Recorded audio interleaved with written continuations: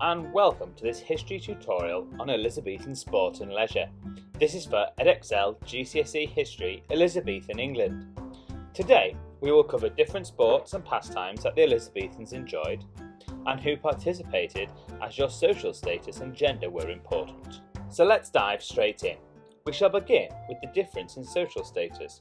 Where you were in the social hierarchy mattered in Elizabethan England, and this meant certain activities were acceptable and others were not.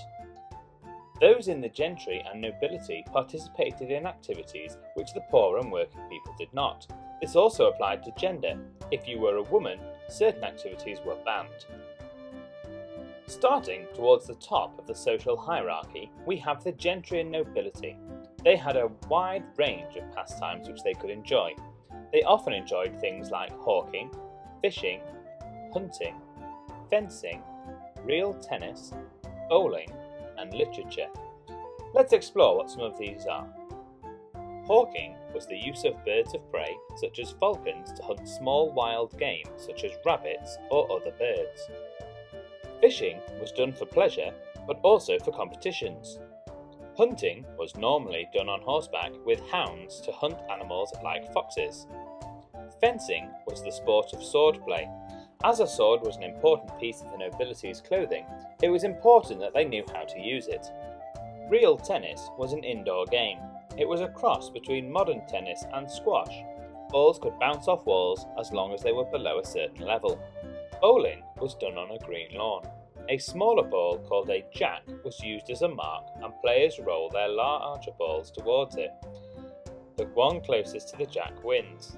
Literature was very popular, with creative writing such as poetry and plays being read and written. Next, we move to those pastimes enjoyed by everyone, no matter where you ranked in the social hierarchy. These were wrestling, bear baiting, cockfighting, music, and theatre. Let's explore what these were. Wrestling was a popular sport. Noblemen would wrestle in private, and men of a lower social class would do it in public. Gambling on the outcome of matches was very popular. Bear baiting was also a popular pastime. A bear would be chained to a post and dogs unleashed against it. They didn't want to kill the bear as they were expensive, but it was injured by the dogs.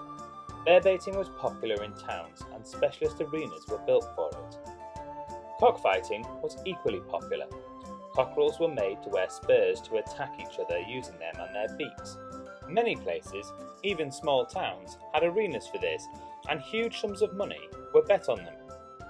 Music was popular, as many people played instruments. Some of these instruments included lutes and harpsichords in richer people's houses, and bagpipes and fiddles in lower classes. Going to the theatre was an activity which was growing in popularity throughout the time of Elizabeth. Many saw plays, and theatres were built in London, such as the Red Lion, opening in 1567. Next, we look at the sports enjoyed by those who worked or were unemployed. They played football. It was an extremely violent sport. It was not unknown for men to get killed during matches, which could last for hours. The aim was to get the ball in the other side's goal, but the goals themselves could be in all shapes and sizes. There were no rules and no set position.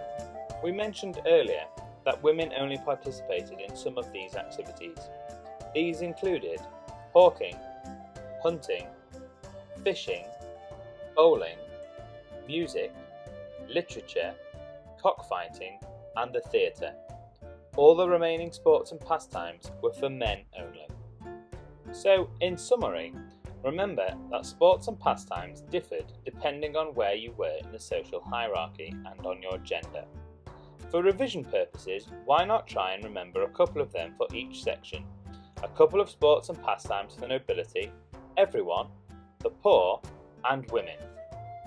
To get further help, visit history.outwood.com, see your teacher in school, or check out quiz.outwood.com for those sweet revision quizzes. You can also follow the Outwood Humanities team on Twitter @OGATHumanities. Until next time, that was a little bit of history.